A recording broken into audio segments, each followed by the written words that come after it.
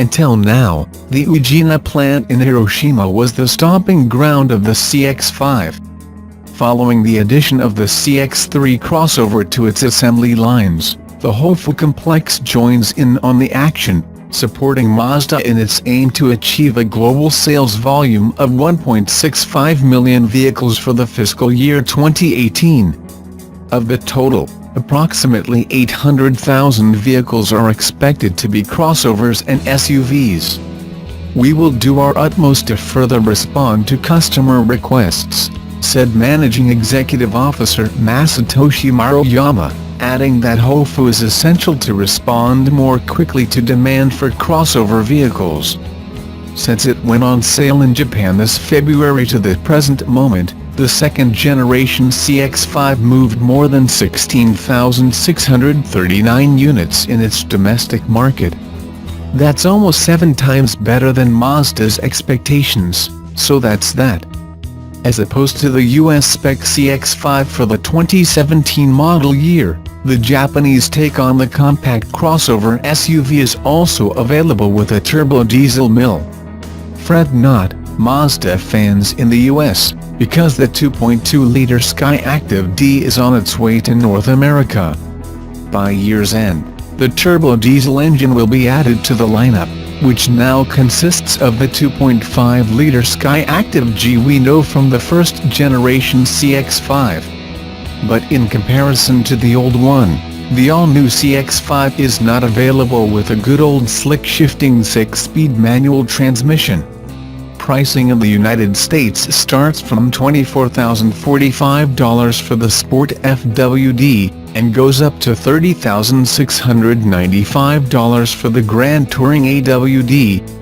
In Europe and Japan, the CX-5 has a third engine to offer in the form of a 2.0-liter version of the Skyactiv G, which is rated at 155 picoseconds, 153 horsepower, and only 196 Newton-meters, 145 pounds-ft, of torque.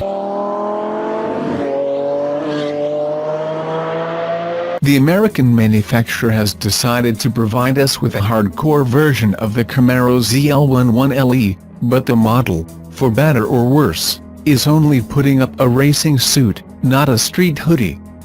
We're still fresh from the introduction of the toughest Camaro so far in existence, the Camaro ZL1 with the 1LE package.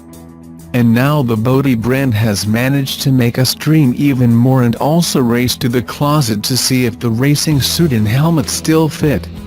This is because the hardcore ZL1 is a track-exclusive toy, dubbed GT4R, a thoroughbred race car that will debut on a track at the Pirelli World Challenge this weekend in St. Petersburg, Florida.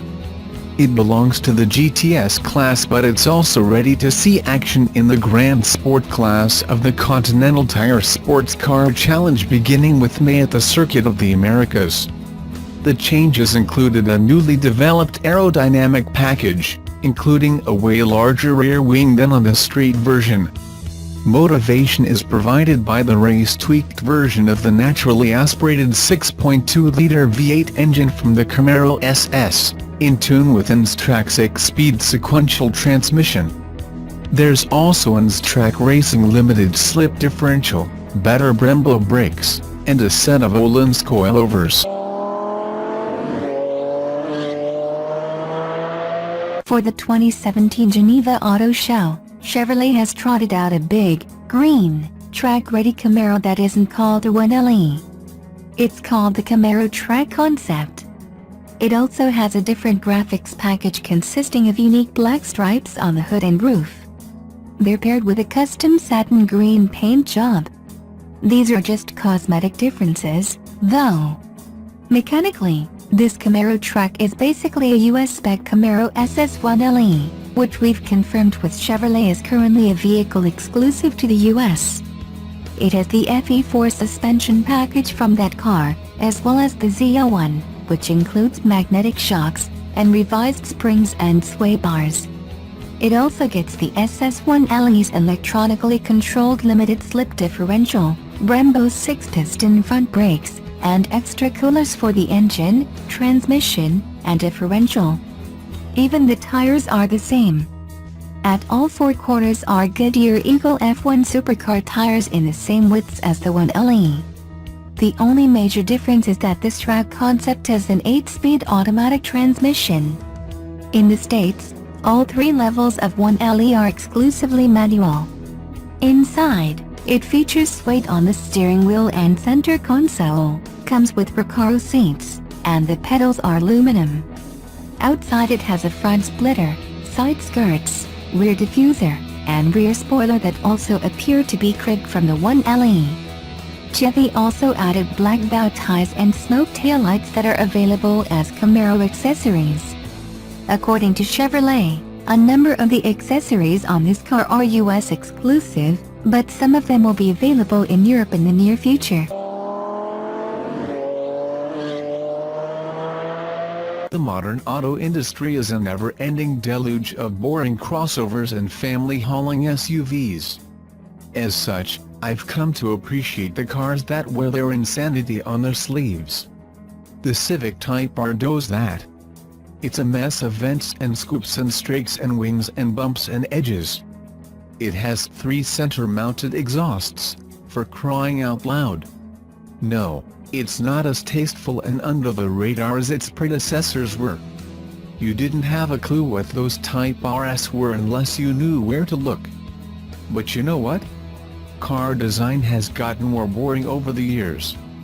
The Japanese auto industry isn't cranking out gull-winged K cars and triple-rotor super-luxury coupes these days. Do you really want your $30,000, 306 horsepower track-ready JDM super hatch to look conservative? I'm good with the craziness. Enjoy these photos, you may feel the same when you're done. Fast Honda fans should be pretty excited if not terribly surprised at this. The production 2017 Honda Civic Type R, it's pictured here in Euro spec and is coming to the US in late spring. It'll be the first time we've ever gotten a Type R badged Honda, if you don't count the Acura branded Integra Type R, which is a special thing in its own right. Things get better from there.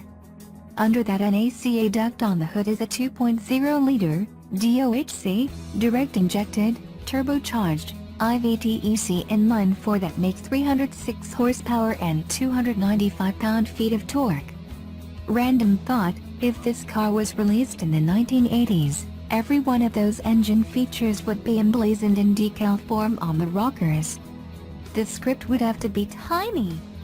Since that engine packs a turbo, the torque band is relatively low and flat. Peak torque is available from 2,500 to 4,500 RPMs. While the setup is new to Americans, it's fairly similar to the last-gen Euro spec Civic Type R. Based on the gauges seen in the pictures, redline appears to be 7,000 RPMs, so unlike the peaky naturally aspirated Type RS of yore, you won't have to wind it up into the stratosphere to make power. That's probably a good thing for around town driving, and in every other situation it'll depend on your perspective and preferences. There's one very important thing to mention that the Civic Type R won't have, an automatic. This sucker's manual only, and that unit is a 6-speed job. Honda is including rev matching for when you don't want to blip for yourself, but the shifting will be a do-it-yourself operation. As far as handling is concerned, the Civic Type R combines the dual-axis strut setup from the last Type R, which reduces torque steer and improves handling, adaptive struts, and a tweaked electric power steering rack with variable assist.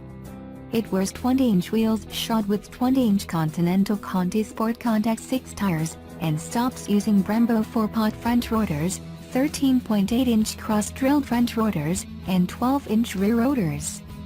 Torsion rigidity is up, and weight is down slightly compared to a base 2017 Honda Civic hatchback, 15 pounds, which isn't shabby considering the turbo and plumbing add a not insignificant amount of weight. Current sporty vehicle tastes require selectable driving modes, so the Civic adopts them. There's Comfort, Sport, which is the default setting, in Plus R, which affects steering response, throttle mapping, rev matching settings, suspension settings, and stability control intervention. The only available trim is Touring, so the Civic Type R comes standard with a 7-inch touchscreen, nav, Apple CarPlay and Android Auto, and a 540-watt sound system. The sport seats are standard, as is the leather-wrapped steering wheel, the leather shift boot, the aluminum shift knob and pedal set, and all the red accents you could possibly want in your most JDM dreams. While the new Civic Type R will be sold in the US, it'll be built in Honda's Swindon plant in the UK and imported. That'll be familiar to real Honda geeks as the source of the old EP3 generation Civic C hatchback of the early 2000s. Honda won't get too specific about pricing at this point, but expect an MSRP in the mid-$30,000 range. The Civic Type R will make its American debut at the New York Auto Show in April, which is probably very close to when it'll be available at dealers. We expect to see the car's American exterior, expect very minor changes, and finalized pricing and It's V versus I, the defining letters for both the 2017 Chevrolet Camaro 1LE and BMW M2. Those letters don't come from any sort of sport badging, but in fact, represent what's under the hood, where the two cars differ the greatest. The 2017 Chevrolet Camaro 561LE is the first time any sort of sporting treatment has been applied to a V6-powered Camaro, which along was the penalty box to say I own a Camaro. Its 3.6-liter LGX V6 engine, though, is no slouch, producing 335 naturally aspirated horsepower. But torque suffers, coming in at only 284 pounds-ft. In comparison, the BMW M2 boasts 365 horsepower and 343 pounds-ft of torque. But, with both cars coming within each other in terms of what they promise consumers, Motor Trend brought both performance cars in for a classic head-to-head. If you're wondering why the Camaro SS1LE wasn't invited, it's because the regular, 6th-generation Camaro SS wiped the floor with a BMW M4 previously in MT testing. No doubt the SS1LE would do the same to the M2. And the V61LE proved to be a formidable opponent for the M2 with plenty of kind things to say. However, as the video goes on, it becomes clear there's a clear winner. Click play above to watch what goes down for yourself. If Honda is looking to reclaim the front-wheel drive lap record at the Nürburgring with the new Civic Type R, it seems to have gotten off to a good start. Honda revealed the production-ready Civic Type R on Tuesday at the Geneva International Motor Show, featuring a 2-liter turbocharged inline 4-cylinder VTEC engine that churns out 306 horsepower and 295 foot-pounds of torque, according to a press release. The new addition to the 10th-generation Civic lineup will have a 6-speed manual with automatic rev matching, and a starting price around $35,000, which is roughly the same as what Volkswagen charges for an all-wheel drive Golf R. The Civic has 14 horsepower more than the Golf R, and just 4 horsepower fewer than the Golf GTI Club Sport S that currently holds the front-wheel drive lap record on the Nordschleife. Additionally, the Type R has slightly more torque than the Club Sport S. The fastest, most powerful Honda ever sold in America, the Type R caps off the incredible success story of our 10th-generation Civic lineup. Jeff Conrad, Senior Vice President and General Manager of the Honda Division, American Honda Motor Company, Incorporated, said in a statement.